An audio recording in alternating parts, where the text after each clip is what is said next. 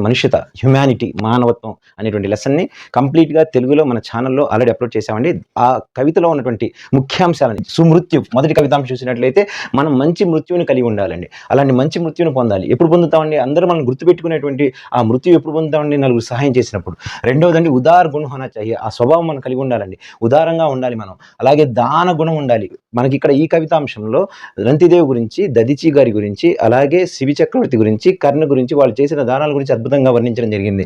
అలాగే సహానుభూతి ఉండాలి. ఇతరుల పట్ల మనం సహానుభూతిని చూపించగలగాలి.